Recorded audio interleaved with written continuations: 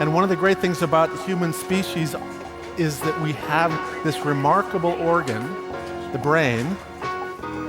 La tête dans le cerveau. Biologie, cervelle, synapses, neurosciences, physique.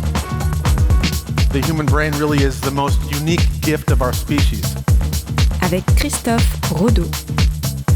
Pour certains individus, le vieil homme en train de promener son chien dans la ruelle, le chauffeur de bus, la boulangère, le marchand de journaux, la petite fille qui sort de l'école ne sont qu'une seule et même personne. Une personne capable de prendre l'apparence de n'importe qui. Une personne qui persécute, une personne qui pousse à commettre certains actes. La tête dans le cerveau.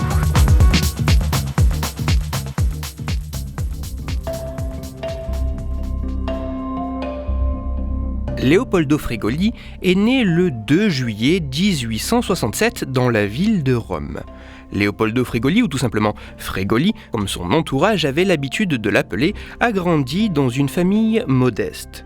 Dans sa jeunesse, tout en changeant plusieurs fois d'emploi, Fregoli a commencé à fréquenter certaines compagnies de théâtre et a fait plusieurs représentations comme comique, illusionniste et même chanteur. À l'âge de 23 ans, ce jeune homme est enrôlé dans l'armée italienne en Abyssinie, une région de la Corne de l'Afrique située dans l'est de l'actuelle Érythrée, afin d'effectuer son service militaire.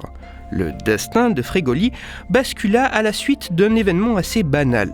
Afin de divertir son unité, le général Baldi-Serra, en charge des hommes dont Fregoli faisait partie, avait décidé d'engager une troupe d'artistes de théâtre. Malheureusement, cette troupe ne se présenta jamais. Fregoli proposa alors de remplacer ces artistes afin d'offrir tout de même aux autres soldats une représentation. En raison du très petit nombre d'acteurs, Fregoli a été contraint de jouer plusieurs rôles à lui tout seul avec de nombreux changements de vêtements et de caractère. Une prestation qui fut grandement acclamée. Et c'est ainsi qu'à partir de ce simple imprévu est né le genre de spectacle sur lequel Fregoli allait construire sa carrière artistique et qui allait le faire connaître dans le monde entier. Pour toujours et à jamais, Fregoli serait associé à la capacité d'incarner plusieurs rôles. Pour toujours et à jamais, Fregoli serait associé à l'art de la transformation. À ce stade de la chronique, vous vous demandez sûrement quel peut bien être le lien entre un artiste italien du 19e siècle capable de se transformer rapidement pour interpréter plusieurs personnages différents et le fonctionnement du cerveau. Patience, nous y venons. Mais cela nécessite un léger changement d'ambiance. Quittons la lumineuse Italie de Fregoli pour rejoindre la plus inquiétante France dans les années 20.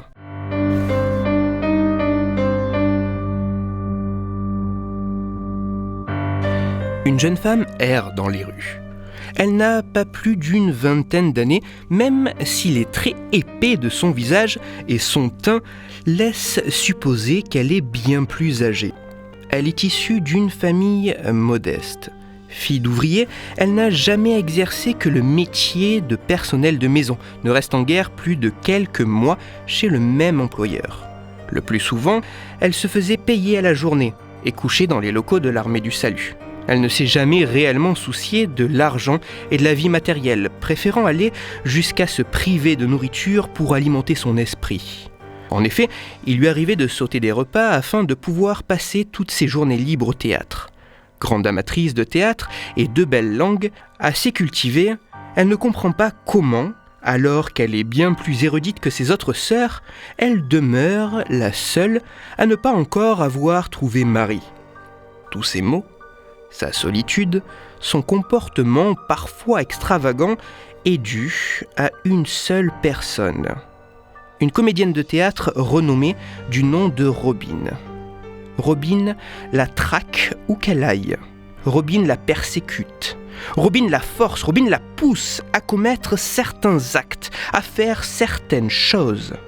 Personne ne semble voir que Robine est dans l'ombre en persécutant la jeune femme, et ceci pour une bonne raison. Robine maîtrise l'art de la transformation. Elle peut se changer en n'importe quelle personne. Le maraîcher, c'est elle. Le boulanger, c'est elle. Son ancienne patronne qui l'avait effleurée et qui avait entraîné le départ de son poste de manière précipitée, c'était également elle. tout comme le médecin ou la petite fille qui joue dans la rue. Robin a la capacité de se glisser dans la peau des passants ou des voisins. Actrice, elle peut se faire comme Frégoli et frégolifier les autres, prendre leur place, s'y incarner. Et c'est dans la rue, dans laquelle la jeune femme erre, que Robin, sous les traits d'une dame respectable, la rencontre de nouveau. La jeune femme n'en peut plus. Bien décidée à ce que la situation cesse, elle va se mettre à rouer de coups cette usurpatrice de Robin cachée sous les traits de la respectable femme. Cet acte libérateur pour la jeune femme aura également de lourdes conséquences par la suite.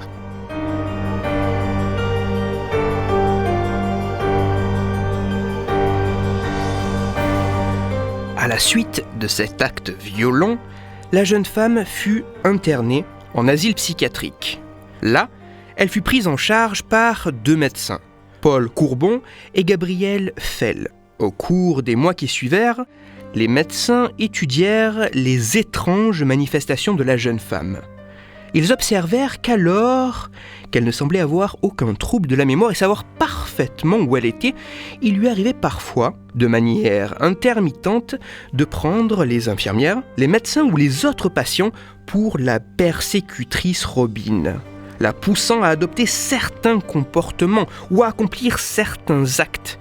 Et aussi, abruptement que cette impression était apparue, celle-ci cessait aussi brusquement.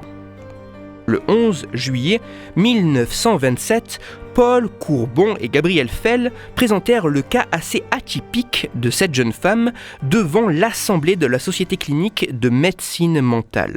À ce trouble si singulier, et en partie parce que la patiente y faisait elle-même référence, ils donnèrent le nom de syndrome d'illusion de Frégoli, ou tout simplement le nom de syndrome de Frégoli. Depuis les années 20, d'autres patients ont été observés et différentes études ont pu identifier que ce type de syndrome pouvait survenir à la suite de plusieurs causes, dont la prise de certains traitements médicamenteux ou à la suite de lésions cérébrales.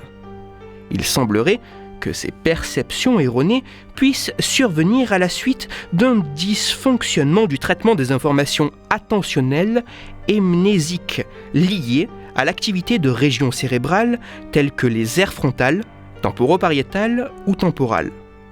Bien que la compréhension de ce trouble ait pu progresser avec les années, le syndrome de Frégoli demeure encore bien mystérieux. Toutes les références de ma chronique se trouveront sur mon site Cerveau en argot pour approfondir la chronique d'aujourd'hui et notamment pour ouvrir à la réflexion sur la distinction qui peut paraître parfois très artificielle concernant ce type de trouble entre un regard biologique et un regard psychologique. Je vous renvoie vers un ouvrage. Ce livre a pour titre Pathologie de l'image du corps. Il est écrit par Stéphane Thibierge et il est publié aux éditions Presse Universitaire de France. Pour discuter science et cerveau, vous pouvez me retrouver sur Twitter, @Christophe-Rodo, R-O-D-O, sur la page Facebook de La Tête dans le Cerveau et sur mon blog Cerveau en argot. Je vous rappelle que si vous, auditeurs, vous avez des questions ou des sujets dont vous voudriez que je parle, n'hésitez pas à me le faire savoir directement sur mon compte Twitter, sur la page Facebook ou par mail à l'adresse latettedanslecerveau@gmail.com et j'essaierai d'y répondre dans une future chronique. Toutes mes chroniques, y compris celles-ci, sont disponibles en réécoute sur mon podcast La Tête dans le Cerveau, à retrouver sur toutes les plateformes, dans SoundCloud, Deezer, Spotify, Google Podcast et iTunes. Christophe Rodo. La tête dans le cerveau.